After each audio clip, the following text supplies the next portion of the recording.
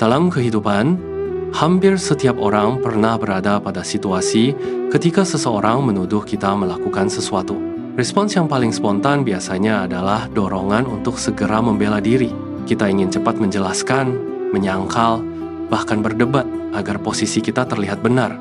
Secara psikologis, reaksi ini sangat manusiawi. Ketika seseorang merasa diserang atau disalahkan, otak kita secara otomatis masuk ke mode pertahanan diri. Emosi meningkat, pikiran menjadi reaktif, dan kita terdorong untuk segera melindungi harga diri.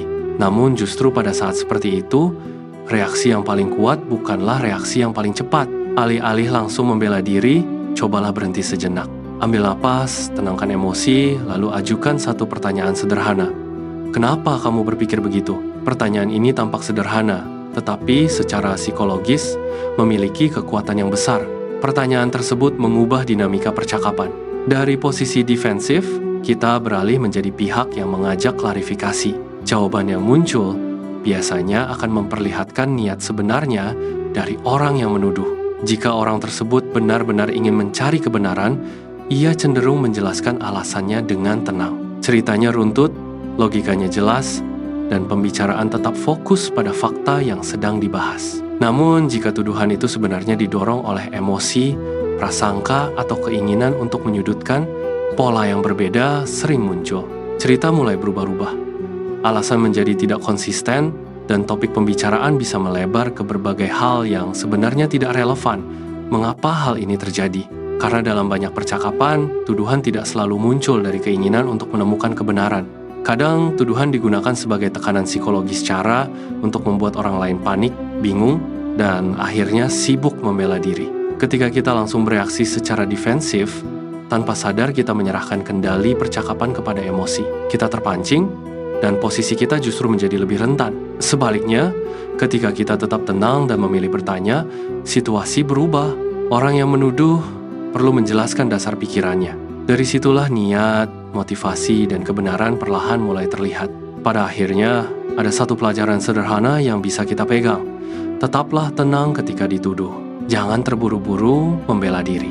Terkadang satu pertanyaan yang disampaikan dengan tenang, "Kenapa kamu berpikir begitu?" sudah cukup untuk membuka ruang bagi kebenaran yang sebenarnya. Namun, makna dari pertanyaan itu sebenarnya lebih dalam dari sekadar meminta penjelasan. Secara psikologis, pertanyaan tersebut mengajak seseorang untuk merefleksikan kembali pikirannya sendiri.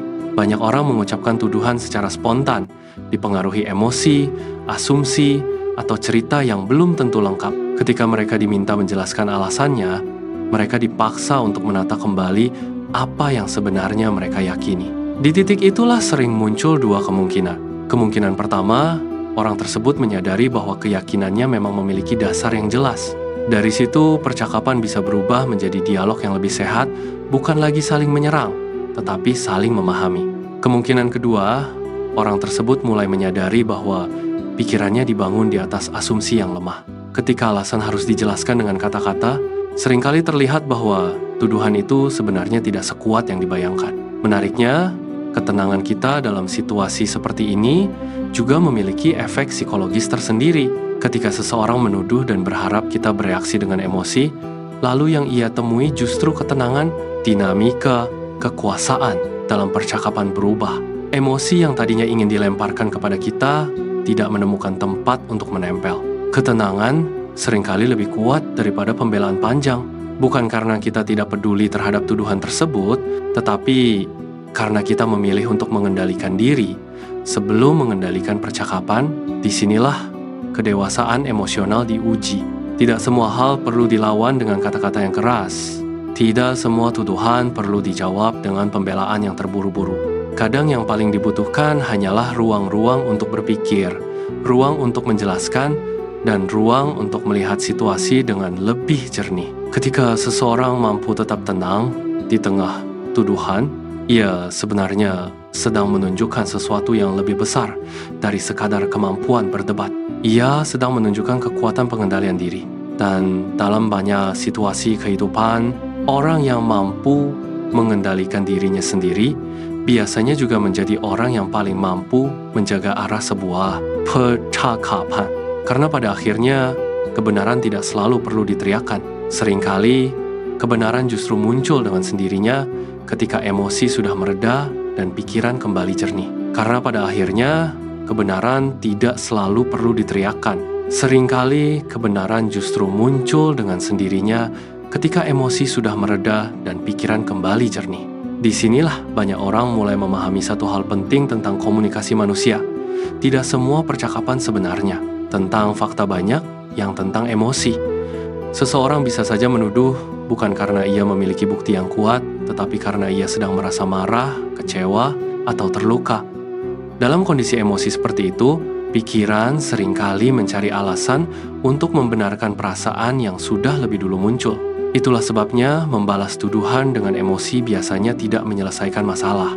Dua emosi yang saling bertabrakan hanya akan memperpanjang konflik, bukan memperjelas kebenaran.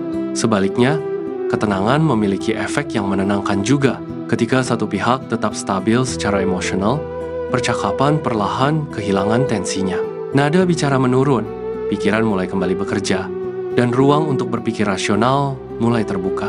Ini bukan berarti kita harus selalu diam atau membiarkan diri disalahkan. Bukan juga berarti kita tidak boleh menjelaskan posisi kita. Namun ada urutan yang sering dilupakan banyak orang. Pertama, pahami dulu alasan dibalik tuduhan. Baru setelah itu, jelaskan posisi kita dengan tenang. Urutan sederhana ini membuat percakapan berubah dari pertarungan menjadi klarifikasi.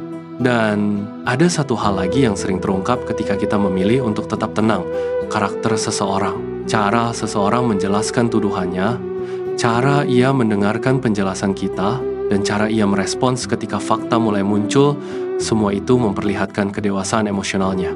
Ada orang yang ketika menyadari kesalahannya mampu berkata, "Mungkin aku salah menilai." Namun ada juga yang tetap mencari-cari alasan lain agar tidak terlihat keliru.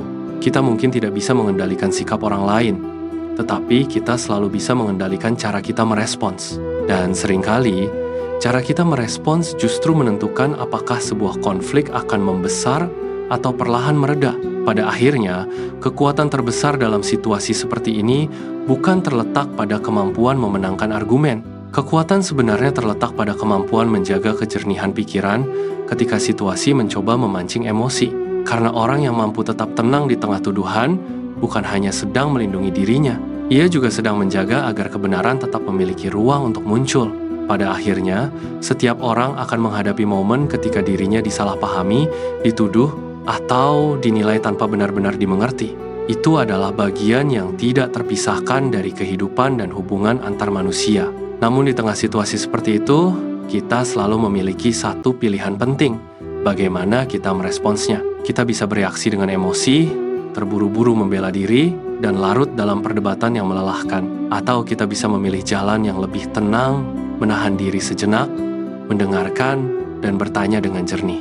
Seringkali, ketenangan sederhana itu sudah cukup untuk mengubah arah percakapan. Apa yang awalnya terasa seperti serangan perlahan berubah menjadi kesempatan untuk memahami, menjelaskan, dan melihat situasi dengan lebih utuh. Dari situ, kita belajar bahwa tidak semua tuduhan harus dilawan dengan keras. Kadang yang paling kuat justru adalah ketenangan, kejernihan, dan kemampuan untuk tidak terbawa emosi. Karena orang yang mampu menjaga dirinya tetap tenang di tengah tekanan, sebenarnya sedang menunjukkan kekuatan yang tidak terlihat, kekuatan untuk mengendalikan diri, menjaga martabat, dan memberi ruang bagi kebenaran untuk muncul dengan sendirinya. Maka pelajaran sederhana yang bisa kita bawa dalam kehidupan sehari-hari adalah ini. Ketika dituduh, jangan langsung terburu-buru membela diri. Tenangkan pikiran, dengarkan, lalu tanyakan dengan jernih. Kenapa kamu berpikir begitu?